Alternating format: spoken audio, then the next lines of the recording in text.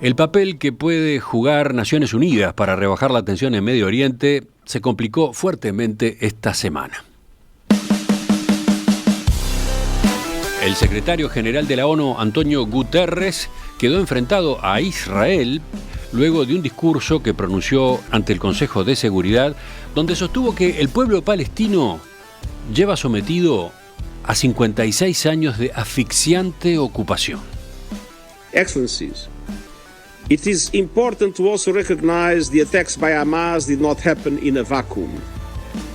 The Palestinian people have been subjected to 56 years of suffocating occupation. En su discurso, Guterres condenó el ataque terrorista perpetrado por Hamas contra civiles israelíes el sábado 7, en el que murieron 1.400 personas, pero también señaló que esos hechos no surgieron de la nada y agregó: el pueblo palestino lleva sometido a 56 años de asfixiante ocupación en un conflicto que parece no tener una solución política a la vista.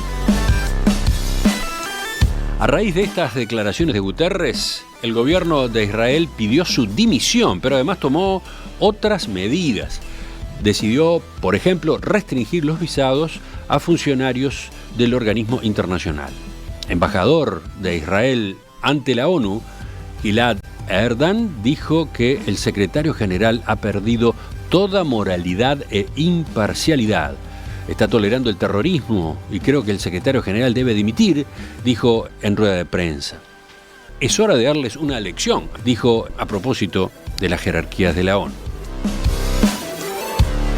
¿Qué implica este diferendo entre Israel y Naciones Unidas para la guerra que está en curso con Hamas y las posibilidades de su encauzamiento?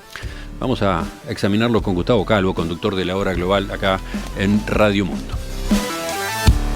Gustavo, buen día, gracias por acompañarnos. Buenos días, Emiliano, ¿me escuchas bien? Sí, te escucho, sí. ¿Cómo observaste este discurso de Guterres anteayer? ¿Cómo calificarlo? ¿Fue poco prudente? Me gustaría que empezáramos con Guterres esta charla y termináramos con Guterres.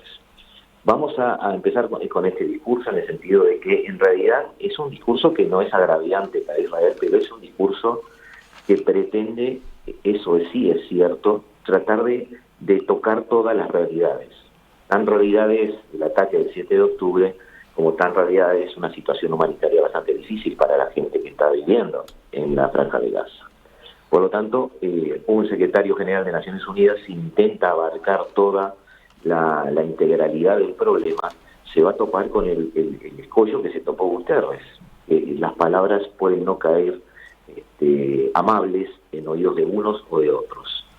En realidad Guterres no pretendió, me da la sensación a mí, digamos, relativizar el ataque inicial. Sí es cierto que Israel en este momento estaba yendo a esa asamblea y todos los subdelegados estaban sentados en esa asamblea, como todos los líderes del bloque occidental, esperando una condena al ataque, porque es una especie de luz verde para poder tomar el tema Hamas entre sus manos. Tomar el tema Hamas entre sus manos para Israel es iniciar su eliminación. Ya ha tomado esa decisión, ha tomado la decisión de llevar adelante una operación militar, y un discurso como el de Guterres sonaba tibio a sus oídos, y me parece que en una, ¿cómo podría decirlo?, en una postura demasiado tipo rabieta, podríamos decirlo así, perdón el término poco académico, los diplomáticos israelíes, quisieron trazar una línea roja, y bueno, de alguna manera esto no hace más que sacar la discusión de este problema del ámbito de las Naciones Unidas, porque ahora Israel ya no está otorgando visa para funcionarios de las Naciones Unidas, los está sacando de sus escritorios en Jerusalén a los que estén allí, y como en tantas otras cosas de nuestra vida en los últimos años, se empiezan a resolver de forma política por fuera del ámbito de Naciones Unidas. Ahora, ¿cómo se explica esta reacción tan terminante, tan tajante, tan rápida por otra parte de Israel con respecto a Guterres y con respecto a Naciones Unidas? Hay un entorno político global, ¿no? Es decir, Israel esperaba luego del ataque, con sus ojos inyectados en sangre, podríamos decirlo así, en mi criterio, justificadamente desde el punto de vista emocional, ¿no? Es decir, es muy fuerte lo que le tocó a Israel el 7 de octubre. Imaginemos que nos toque a alguno de nuestros países. Y Israel ha visto en estos últimos, ya van a ser mañana 20 días, ¿no? Reacciones en todo el planeta, en un primer momento concentrándose en pocas horas en la condena del primer ataque, pero después semanas enteras de manifestaciones en todas las capitales del planeta haciendo referencia a los derechos del pueblo palestino. Israel ve que está perdiendo una batalla por el relato político y le está preocupando en ese sentido, y ha, decidido moverse como se ha movido siempre, es decir, por la suya, tomando sus decisiones, estar seguro de que tiene las espaldas cubiertas por la Casa Blanca y limitarse a eso. Sí, pero fíjate cómo se expresó el embajador de Israel ante Naciones Unidas. Es hora de darles una lección, dijo.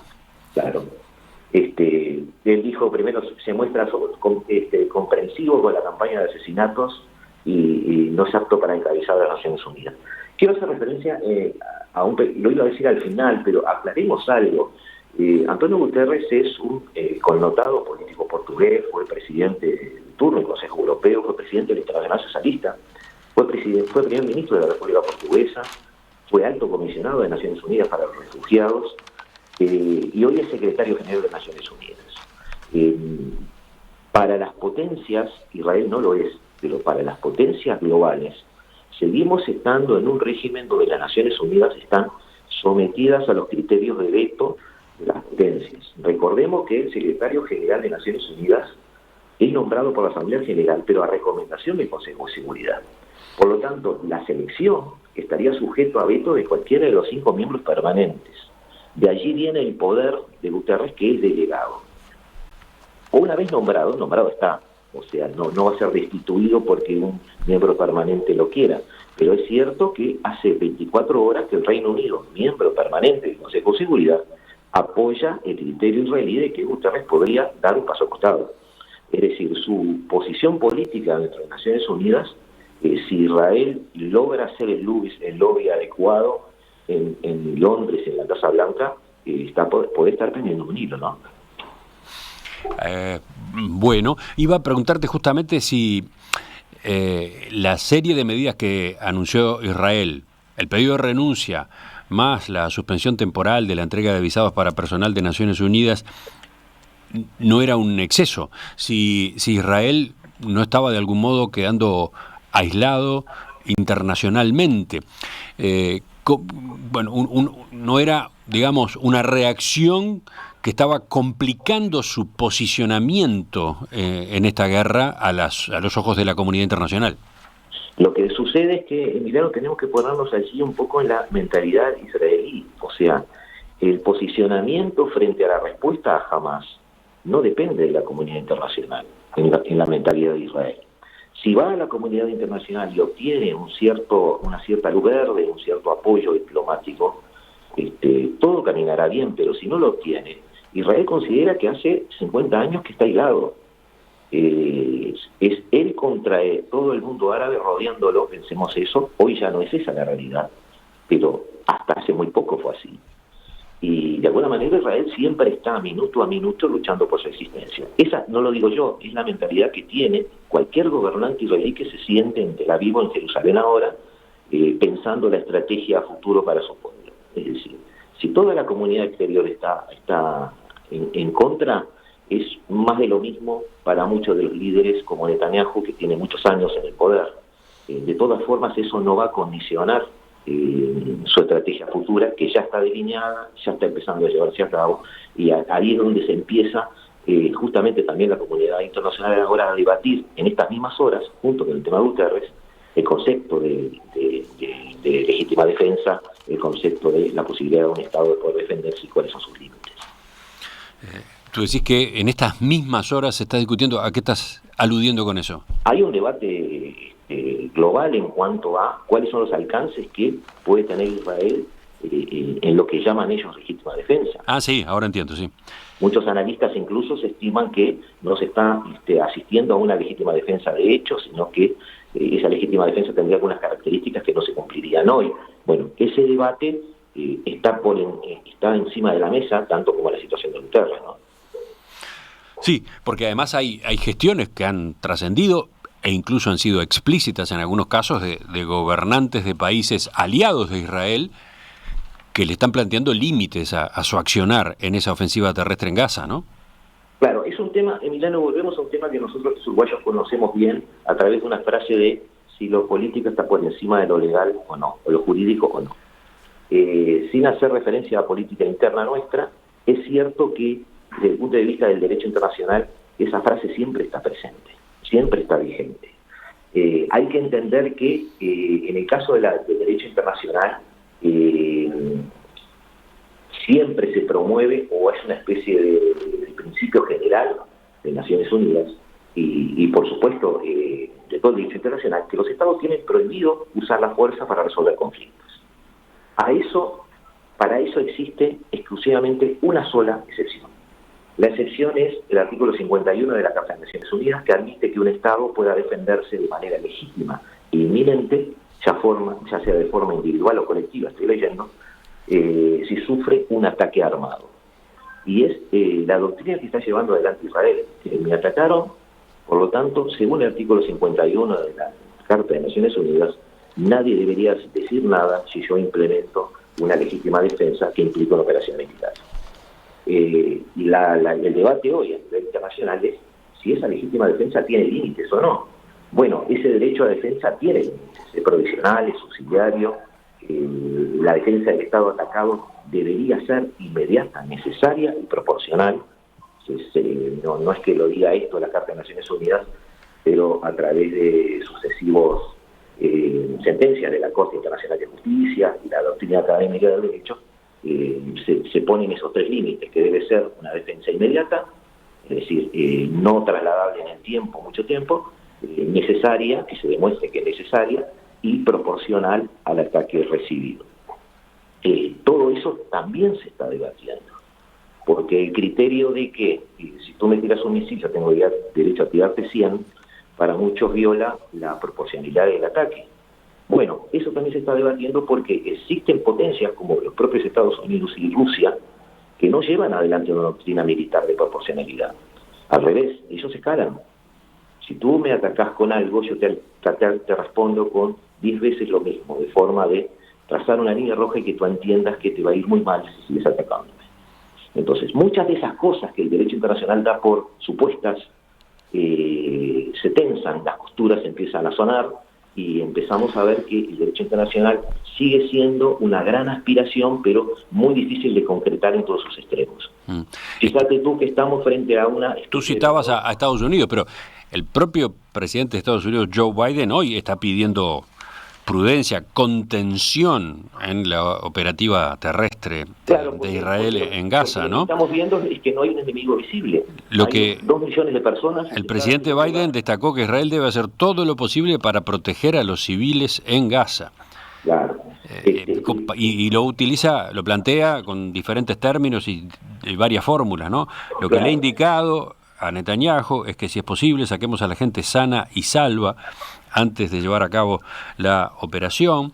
En la primera rueda de prensa después del estallido de la guerra con Hamás el 7 de octubre, Biden negó la información publicada esta semana por la prensa estadounidense que afirmaba, en base a fuentes del propio gobierno, que había aconsejado a Israel que retrasara la invasión terrestre de Gaza con la esperanza de ganar tiempo para las negociaciones sobre los rehenes.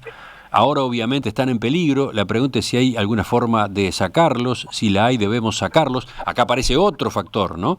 Por un lado, la protección, el cuidado de la población civil en Gaza. Por otro, la vida de los rehenes que están de por medio, ¿no?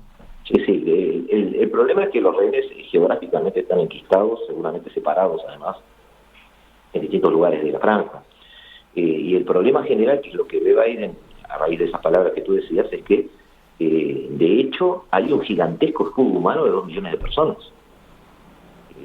Entonces cualquier operación militar debería ser en principio bastante limitada, salvo que queramos ir contra 2 millones de civiles. No me imagino, porque Netanyahu tampoco deja ningún tipo de detalle a la vista, qué tipo de operación pretenden hacer desde el punto de vista quirúrgico, si se está hablando de iniciar una especie de semiocupación. Lo que sí me queda claro es que hay un parteaguas en este caso. A partir de ahora Israel va a tener una injerencia cotidiana en lo que suceda dentro de la franja de Gaza, porque su seguridad, en su punto de vista, así se le exige. sea ocupándola totalmente o sea haciendo una especie de, digamos, tutoría, tratando de evitar el ingreso de armas o manejando alguna serie de incursiones periódicas para estar presente allí. Hay otros componentes de este cuadro que también forman parte del debate a estas horas y que incluso plantea el propio Biden, ¿no? Mostró su apoyo total a Israel y a su derecho y obligación de defenderse, pero afirmó que está alarmado por el hecho de que algunos colonos extremistas estén atacando a palestinos en Cisjordania y exigió que paren de hacerlo. Bueno, están atacando a los palestinos en lugares en los que tienen derecho a estar. Tienen que parar, rendir cuentas y parar ya, afirmó Biden en esta conferencia de prensa en la Casa Blanca. Sí, pero eso no es nuevo y ahí hay una posición un poco hipócrita de Estados Unidos, ¿no? Recordemos que Israel, salvo la primera declaración de Naciones Unidas, que fue la que le dio creación, la que creó el Estado de Israel, prácticamente a ninguna de las siguientes declaraciones hizo caso. Israel no es un miembro obediente de Naciones Unidas. Naciones Unidas además ha declarado ya hace mucho tiempo ilegales las colonias en Cisjordania. Israel ha hecho caso omiso a eso y todas aquellas declaraciones de condena a la existencia de colonos en Cisjordania, incluso el tema de los actos del Golán también tiene que ver aquí, han sido sistemáticamente vetadas en el Consejo de Seguridad por Estados Unidos, protegiendo esa situación ilegal desde el punto de vista internacional. Por eso suena bastante paradójico que se quiera hacer una atadura legal ahora de una legítima defensa de un Estado que en realidad no tiene una costumbre de seguimiento obediente de derecho internacional en lo que refiere a su territorio, ¿no? Si queremos entonces arreglar estos temas, hay que arreglarlos integralmente, solucionar la existencia o no de Hamás, para mí no debe existir, solucionar el pueblo palestino dentro de Gaza, qué es lo que quiere hacer, porque Hamás para ellos ahora es quizás la razón de sus males futuros, solucionar también un comportamiento de Israel que es claramente invasivo, imperialista en algunas áreas, dominador en otras, y que está atentando también contra el futuro de su relación con el otro tramo del pueblo palestino que está en Cisjordania, con el Fatah, con la autoridad palestina, que obviamente no ha tomado las armas, no ha formado parte de este ataque, pero si Israel persigue esa forma de manejar a los colonos, en un mes, en 2, en 3 o 4 años, volveremos a lo mismo, pero esta vez en Cisjordania. Israel también debe empezar a decidir o autocriticar su propio comportamiento, ¿no? Para terminar, Gustavo, porque no sé cuánto tiempo te queda. Casi nada. Bueno, ayer en el Consejo de Seguridad de Naciones Unidas fracasaron 2 nuevos proyectos de resolución sobre el conflicto entre Israel y Hamás. Habían sido presentados los proyectos por Rusia y por Estados Unidos. En total ya van 4 mociones sobre esta guerra que han sido rechazadas en los últimos 10 días en Naciones Unidas a partir de objeciones de las potencias que tienen el derecho a veto, ¿no? Entonces mi pregunta es, con este bloqueo, entre comillas, sumado al pedido de renuncia de Israel a Guterres, ¿en qué lugar queda Naciones Unidas en cuanto a este diferendo y su papel? Emiliano, utilicemos la memoria corta, ni siquiera la larga. Queda en el mismo papel que ha tenido. Se está haciendo una reconfiguración del orden mundial, donde las potencias se han dividido en clubes. El Consejo de Seguridad de Naciones Unidas se ha vuelto totalmente inoperante porque lo que diga uno es vetado por el otro. En realidad el mundo occidental ha optado por una especie de directorio de su estrategia que se llama G7, y el resto se mueven en ámbitos bilaterales. Es decir, Naciones Unidas está simplemente visualizando la misma irrelevancia que ha tenido en los últimos años. La guerra de Ucrania es otro gran ejemplo. No se ha logrado una acción de condena por parte del Consejo de Seguridad. Sí, yo cuando hice la pregunta recordaba perfectamente esos antecedentes. Entonces la síntesis es que no cambia nada, que estamos en la misma, pese a la escalada, pese a que, por ejemplo, se llega a pedir la renuncia del secretario general. En definitiva, ¿no cambia mucho la cosa? No cambia mucho la cosa. Desde el punto de vista de Guterres, ha tenido pocos apoyos políticos y ha venido decreciendo su influencia. Recordemos que para las naciones importantes, para las que llamamos potencias, Guterres, o el secretario general de Naciones Unidas en general, no nos gusta la palabra, pero seamos realistas, emilianos, es un subordinado. es alguien que se pone allí para cumplir determinadas tareas. Guterres lleva adelante o pretendió llevar adelante la Agenda 2030. Ya cuando Guterres cayó en cuenta hace 1 año y medio o 2 que la Agenda 2030 nunca va a poder ser cumplida, ninguno de esos 17 puntos va a ser posible de cumplir, empezó a volverse no solo alguien que incentivaba la agenda y que de alguna forma hacía una autocrítica, sino alguien que también empezaba a criticar a las potencias por no llevar adelante sus trabajos de transición energética, sobre todo.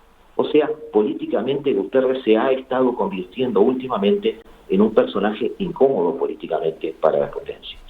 Eso hay que verlo, eso es parte de este esquema, es parte de esta ensalada, podríamos decir, y ahora si el Reino Unido digamos, en forma tan visible, se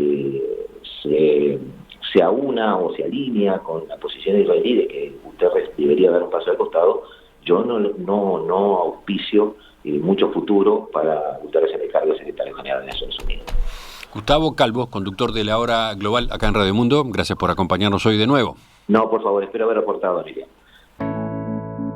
Como epílogo de este abordaje de la situación, leo el comunicado que emitió ayer la Cancillería de nuestro país. Salió en este contexto que veníamos examinando con Gustavo, esta nota que tiene como título sobre la grave situación internacional. Dice, Uruguay reafirma la preeminencia de los propósitos y principios de la Carta de las Naciones Unidas como normas de conducta que deben regir las relaciones entre Estados, así como el valor de esta organización internacional universal y rectora en la búsqueda de la paz y la seguridad internacional. De la misma forma, Uruguay recuerda que la comunidad internacional ha elaborado, desde la Declaración Universal de los Derechos Humanos, un extenso desarrollo normativo que tiene como propósito asegurar que la dignidad, la integridad y el valor intrínseco de todo ser humano sean respetados. Uruguay condena los atentados contra la vida y la integridad de los civiles y la toma de rehenes, y reafirma la inviolabilidad de la infraestructura civil y del personal humanitario. Uruguay rechaza toda forma de violencia, amenaza o uso de la fuerza en violación directa de las normas del derecho internacional de los derechos humanos y del derecho internacional humanitario, resaltando nuevamente el valor de la Organización de las Naciones Unidas en la búsqueda de la paz y la seguridad internacional.